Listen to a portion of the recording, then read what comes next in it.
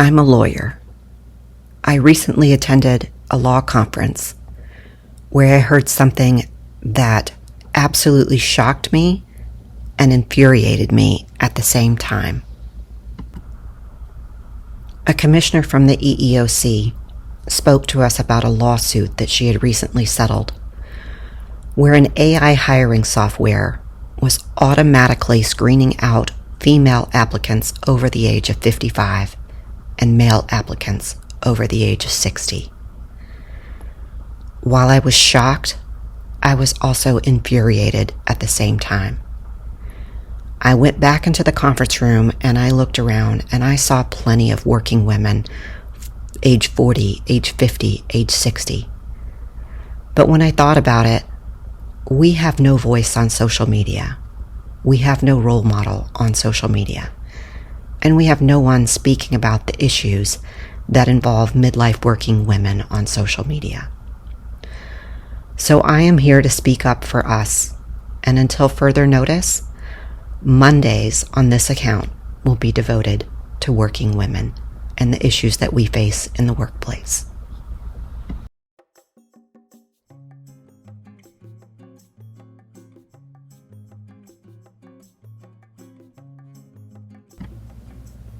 Before I get up on my soapbox today, I want to remind you that you can shop these items. Some of them you can shop directly through the shopping bag on the screen, but there's also a link in the description. And also for our working ladies, let me know, 1, where you're commenting from, and 2, what kind of work you do. This will help me kind of direct our discussion here on Mondays. And as always, if you don't want to say anything public or comment publicly, send me an email. So when I was researching what sort of issues and problems face midlife women in the workforce, one of the problems that came up was something that I experienced at this conference in Cincinnati, and that was the effects of menopause and perimenopause in the workplace.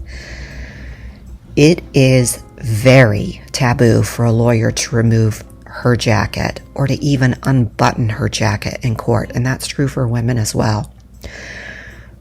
But I was roasting in this conference room, definitely having a hot flash and unable to remove my jacket in front of my colleagues. And I didn't even think about this as being a problem that might face other women in the workforce until I got home and researched it. But it's one of the reasons that I wear a tank under my jacket even in winter. So if this is a problem that you face in the workforce, hot flashes and similar, please let me know. I am going to link or list some potential problems below, and I'd like for you to let me know which ones are the most pertinent for you.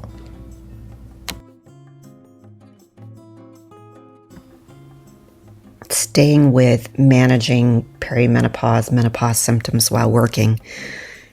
When I was researching this seemed to be one of the top problems that faced midlife women in the workforce. So let's talk about these yoga pants for just a second. These are the Amazon viral yoga pants, and they are incredibly comfortable for that new body that we all get in the midlife years because of menopause. I have 2 pairs of these pants, which I was just showing you a minute ago. These are the pants that I have not put in the dryer. If you put them in the dryer, they do shrink up by 1 inch to 2 inches. I wash these on gentle and hang them up to dry. I do have another pair that I put in the dryer that's a little bit shorter length. But if you are struggling with comfort and that menopause body in the workplace, this is a great option at a budget price.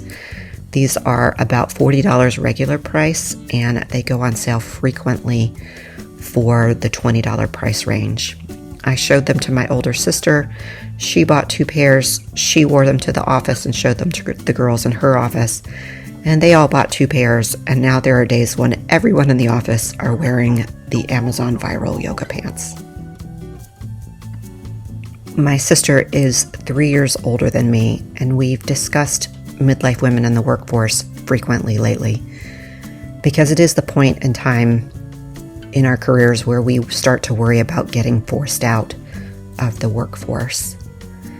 She has effectively taken steps, and we'll talk more about those, to establish her value with her company, to make sure her company knows her value and the return on their investment in her. And so I will share some of those steps and techniques that you can do in your workplace to establish your value and hopefully cement your position with your company.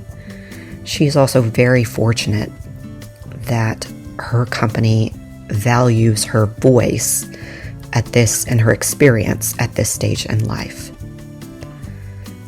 I want to share this bag with you. It is my favorite work tote. That is my real stuff in my work tote. This is the one that I really carry. It is from Coach, and it has been sold out for over a year now, but I am keeping an eye out for when they come out with something similar. There is not a frayed seam on it. It is sturdy, and I can shove it full of legal documents and take it to court with no problem. I have the largest size laptop, and it fits that large size laptop. I love this color combination. Obviously, it is not something that I can wear to court. And no, I am not actually drinking coffee here. I am drinking tea. Hopefully it is an outfit that some of you can wear. I could definitely wear this to an office holiday party and be very comfortable in it. But just a lovely professional outfit, but still with a hint of femininity to it. Obviously, in the practice of law, it's a very masculine profession, and that's actually a training that I'm going to attend soon with the American Bar Association. But the American Bar Association released a study back in 2010 saying that on average, female lawyers make 50% of their male colleagues.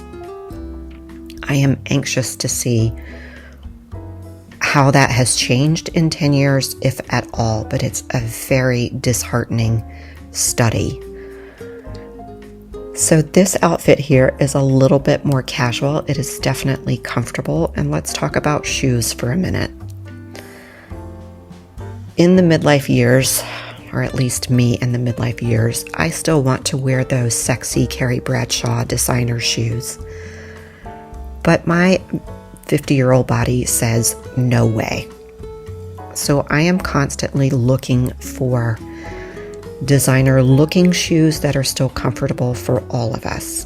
And these fit that bill.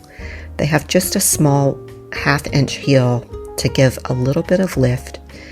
They have the pointed toe for the designer look, but they are still comfortable. And I own them in 2 colors at this point. So if you are struggling with shoes that look professional, that look polished, that are appropriate for the workplace, I have your back, midlife sister. I know and I understand.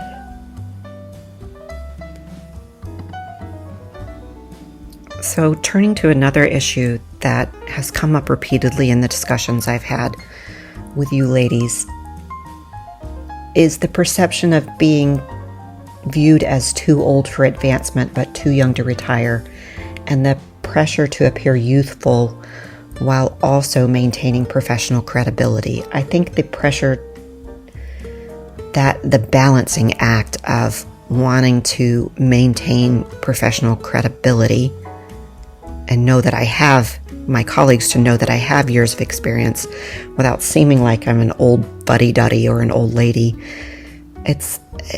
There's a fine line in there, and I'm still struggling to find it. I actually felt at this conference for the first time that I was looked up to as an elder. And that was perhaps it was because I was sitting at a table full of new lawyers. And while I enjoyed the freshness of the discussion with them, it was something new for me. And I think a week later, I'm still trying to process that.